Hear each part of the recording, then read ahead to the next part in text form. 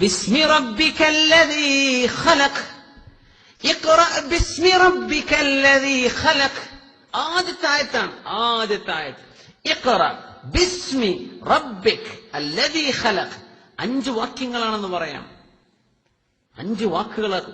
ഇഖ്റ ബിസ്മി റബ്ബിക് അല്ലദീ ഖലഖ്.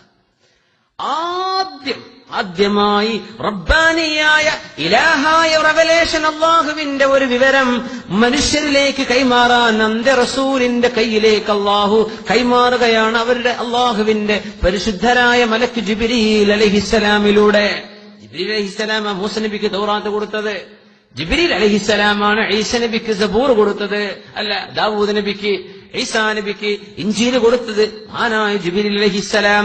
ആഖിറുർ റസൂലിന് ഖാതിമുൻ നബിയീന് കൊടുക്കുന്ന ഖുർആനിന്റെ ആദ്യത്തെ ആയത്തൊന്ന് നോക്കണം. ആദ്യത്തെ ആയത്ത് ഖുർആൻ പഠിക്കുമ്പോൾ നമ്മൾ അത് ആലോചിക്കണ്ടേ. ആദ്യം ഇറങ്ങിയത് ഇപ്പൊ എന്താ? ഇഖ്റ എന്ന വാക്ക് മാത്രമല്ലല്ലോ.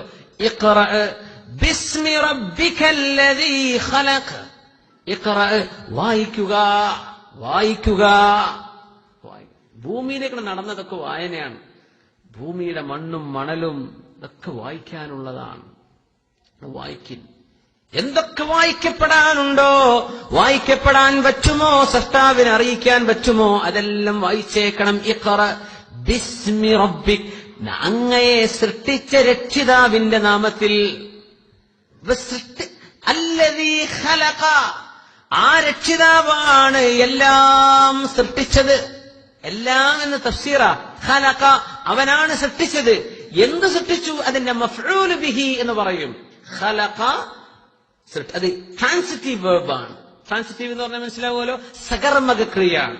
മലയാളം കരഞ്ഞ കുറച്ചും കൂടെ അടങ്ങാറില്ലേ, സകർമ്മകം അകർമ്മകം എന്നൊക്കെ പറഞ്ഞ കർമ്മം ചെയ്ത ഒരു വസ്തു, ചെയ്യപ്പെട്ടൊരു വസ്തു വേണം.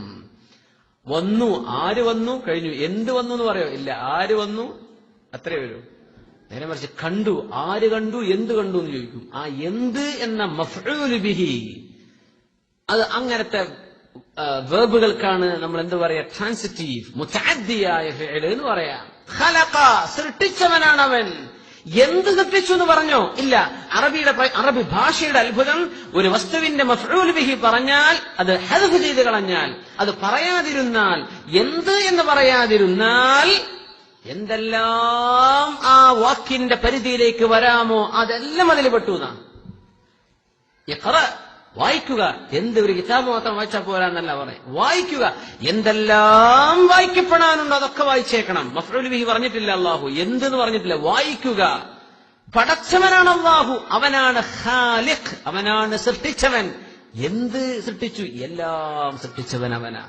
എല്ലാം എന്ന് പോലും പറയേണ്ട ആവശ്യം എന്താണ്? അറബ് ഭാഷയിൽ ഇതൊക്കെ പറ്റുള്ളൂ. അറബ് ഭാഷയിലെ ഈ ഒരു ഭംഗി കിട്ടുള്ളൂ. ആ ഭാഷയുടെ ഏറ്റവും അത്ഭുതം അതാണ്. ഖലഖ എന്ന് പറഞ്ഞപ്പോഴും എല്ലാം എന്ന അർത്ഥം വന്നു അവിടെ. എല്ലാം പടച്ചവനവനാണ്. ആ രക്ഷിതാവിന്റെ നാമത്തിൽ വായിച്ചേക്കണം എന്ന് പറഞ്ഞാൽ സൃഷ്ടിപ്പ് നടത്തിയവനാണ്. എന്തുകൊണ്ട് ആരാപ്പിന്റെ രക്ഷിതാവായത്? അവനാണോ നിന്നെ പടച്ചത്. അതാണ് വിഷയം.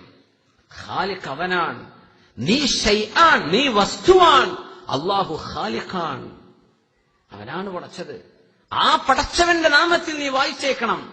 അത് മാത്രം പോരെ, ഈ ഒരൊറ്റായത്ത് എന്തൊരു അത്ഭുതമാണ്. വായിക്കണം, പഠിക്കണം. എന്താ നീ പഠിക്കണത്?